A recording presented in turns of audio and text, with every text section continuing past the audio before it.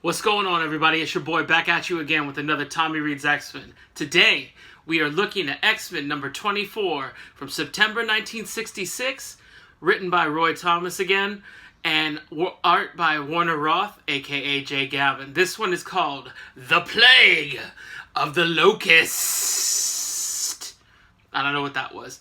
But these titles seem so epic, they need an epic intro. You get what I'm saying? Because... alright, I'm going to do the next one like that probably too, so get used to it. Anyway, we get the first appearance of the Locust, hence the title, The Plague of the Locust. First off, this is the first time I'm doing this review while using the Marvel Unlimited app that my wife hooked me up for a couple Valentine's days ago. It is incredible. If you're a fan of Marvel Comics, why aren't you getting it? You know, like $10 a month, you get thousands, literally thousands of comics to read, and I'm trying to read them all. What's up, it's your boy with just a quick aside. I just wanted to mention I'm not sponsored by Marvel Unlimited. As I said, my wife got me the subscription, and yeah, Marvel, if you want to send me something, you know, it's all good, but not sponsored by Marvel Unlimited, just a really big fan of the subscription service. Alright, back to the review. But I'm a slow reader, so. Anyway, we kick off with the resolution to the cliffhanger that we had last week, which is Jean leaving the X-Men. Now, her parents decide, Jeannie, Mama and Dada, Richard and Emily Gilmore, if that's what they look like, if you can remember back from when we met them, back when Magneto took over the mansion, I forget which X-Men that was. But Jeannie, Mama and Dada, we want you to go to a real college. I don't know what you're doing over there in that weird school with the guy who keeps calling himself Papa Chuck, but we want you to attend more prestigious college. And she's like, all right, cool, you know, forget the X-Men. And Scott and Angel are just heartbroken as she's packing her stuff. They are pining over Jean, something major. Now Jean has feelings for Scott. We're getting her bloop bloop bloop, her thought bubbles. And Scott has feelings for Jean. Warren likes Jean too, so this weird triangle. So these guys decide to escort her to her new school, which is called Metro College. Now, Metro College comes up quite a bit in the Marvel Universe. I was going to say MCU, but like the Marvel comic universe, the 616. And at Metro College, currently in this time frame, the Human Torch goes there. How do we know this?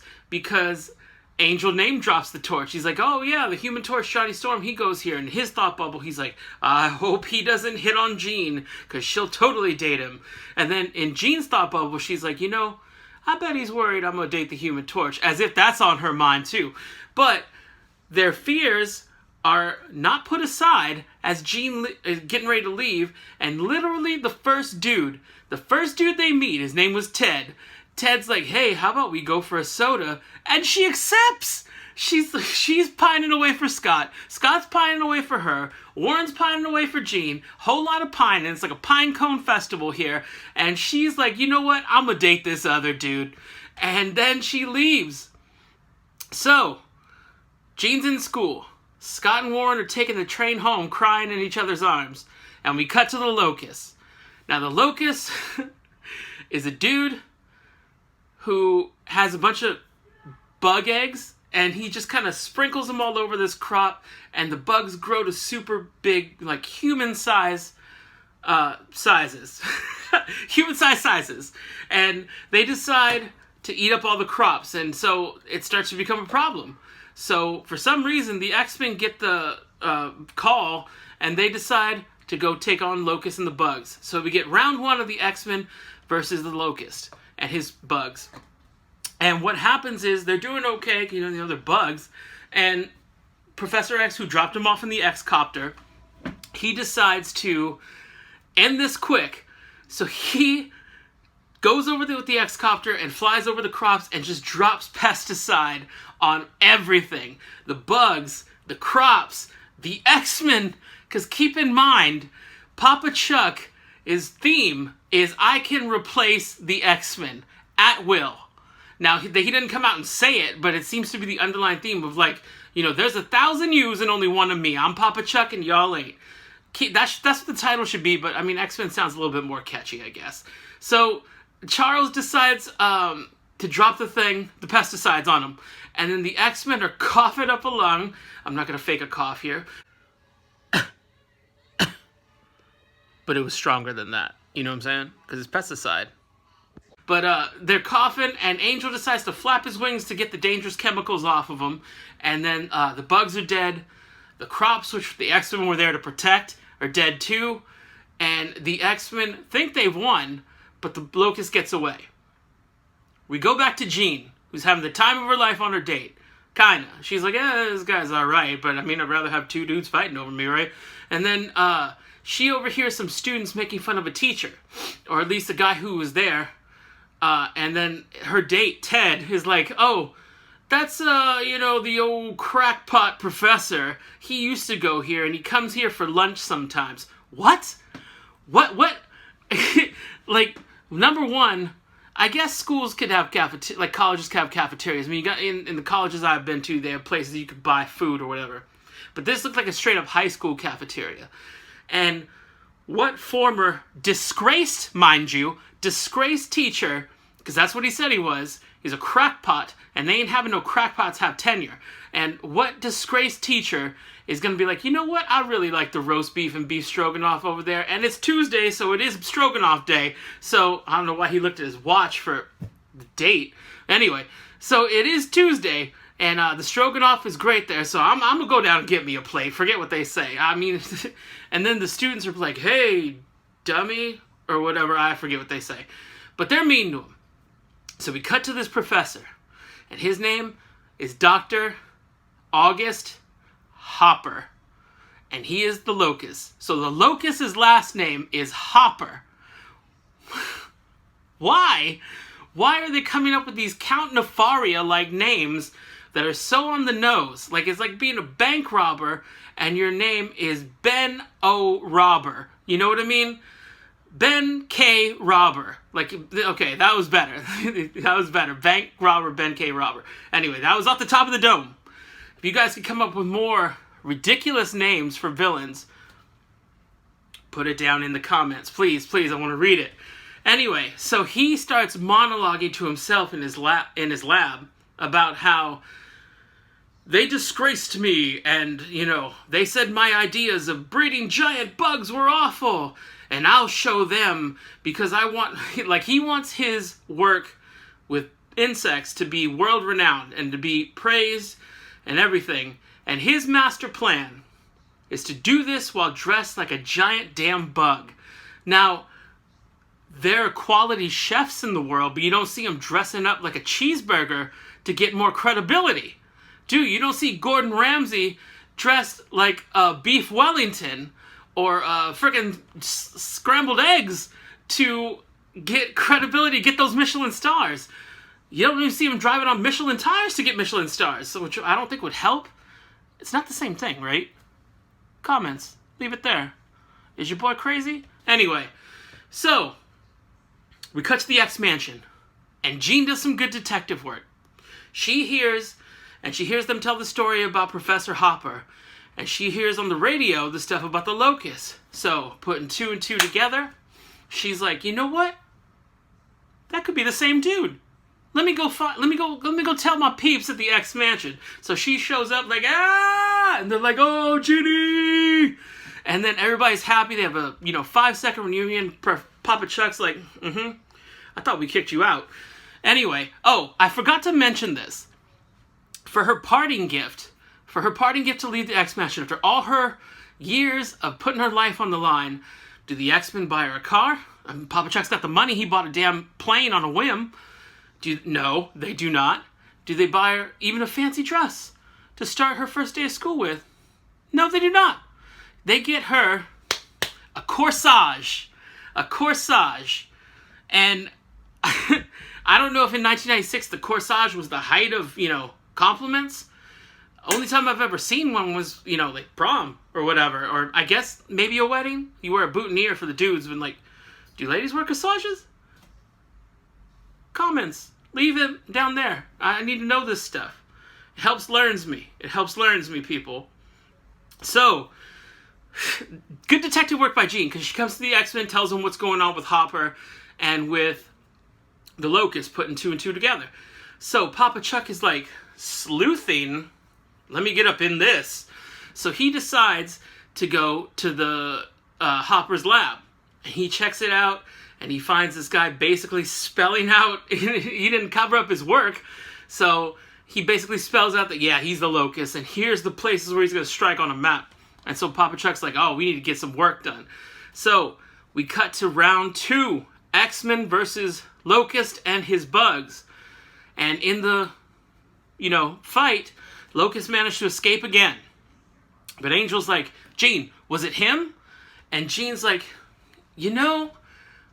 the beard and the voice were the same, but I'm not sure. Now, why they didn't do the time-tested method of finding out if someone under a mask is someone. Like, they would have fought the Locust, and someone in the background would have went, hey, Professor Hopper. And if he turned around and went, then he's definitely him, right? Why doesn't anyone do that? Why doesn't anyone do that? It would work every time. So, he gets away. That was bad detective work on Jean's part. Like, 1 step forward, 2 steps back, Jeannie. So, the Locust leaves. He's trying to go regroup, get some more bugs, when he's visited by a crazy old hermit in a weird cape. You know what? Let's take an extra special close-up. I don't know, does that work for you? Comments. All right, we're taking a look at this mysterious old bum dressed kind of, let's be honest, that's a wrinkled suit for 1966. That's what bums wore, I assumed. And that cape could use an iron press.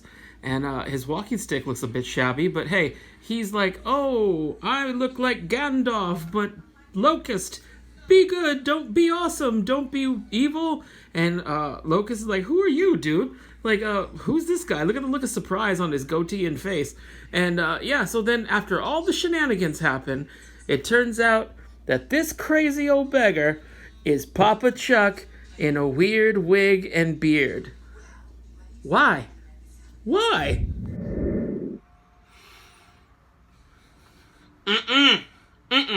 Why? Why? Why does he need to dress up? Why did he need to dress up? Number 1, the Locust never met Professor Charles Xavier. 2, he doesn't know that he's rolling with the X-Men. He wasn't there in the battle. 3. And 4, did he just have that wig and beard lying around? And last issue or 2 issues ago or whatever, he built the I Can Walk, belt thing that he's using. That's how he walked, even with the walking stick. Like, why did he need the walking stick? Did he have to sell it that he was, having trouble walking? A whole lot of questions. It just seemed like he had this get-up going. He's been workshopping this character, maybe at improv classes, and he's like, you know what? I'm going to go with the old beggar. I just started rereading Lord of the Rings again. This is Charles, not me, because I could not get through Lord of the Rings. I love The Hobbit. Hobbit is my favorite book. But Lord of the Rings, man, I don't want to read about them camping for 6 months every 20 pages. Anyway, he worked out this character. Locust is like, I don't even know who you are, bruh. And then, they fight round 3, and the Locust, the Jean crushes his antenna, and the bugs turn on him, and the X-Men save him. He gets arrested. That's not the point. The X-Men do get the W, but the point is, why did Professor Charles Xavier have to bring out his wrinkless suit, his, haphazard cape,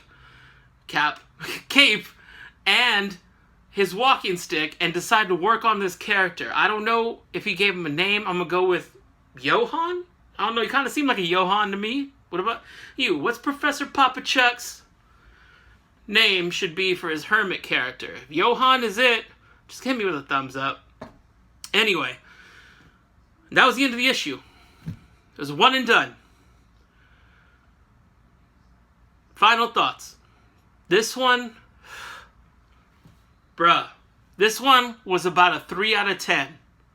Okay? The action was alright, but at the end of the day, it was the X-Men razzing a bunch of giant grasshoppers and locusts and wasps and whatever. He had a whole plethora of bugs, And then whenever he left them, especially Cyclops, he was straight up killing these bugs. Now, the bugs weren't evil. They're bugs. They're doing what bugs do. And he said, you know what, I'm gonna optic blast these fools out into oblivion. And then later on, the military showed up with the flamethrowers like these were monsters. Nah. I mean, granted, they were giant, but they could have, you know, put them in a zoo or something. I don't know.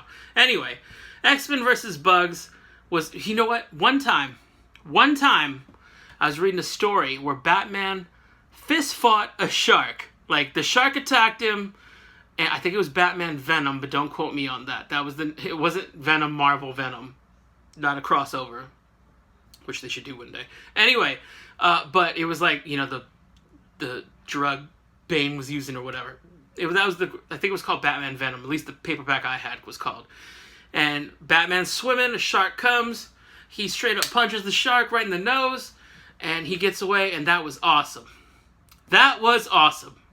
This is the complete opposite of that. It was X-Men, you know, just razzing a grasshopper. Like, who's interested in that?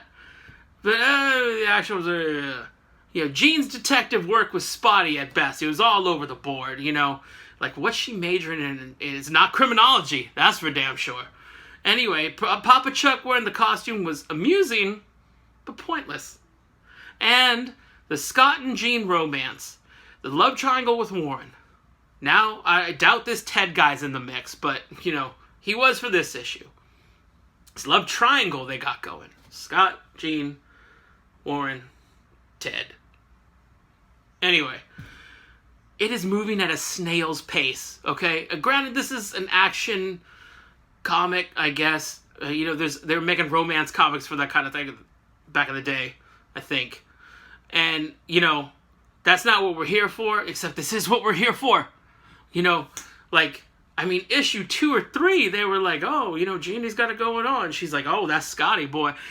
But no, now we're on issue 24, and they're still kind of just like, oh, no, I can never tell him.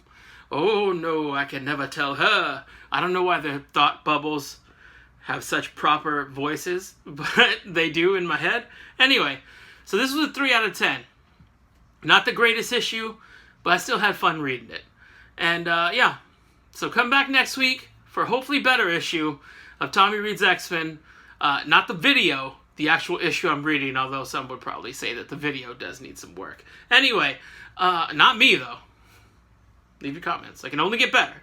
So if you like what you're seeing, on that note, if you like what you're seeing, like and subscribe.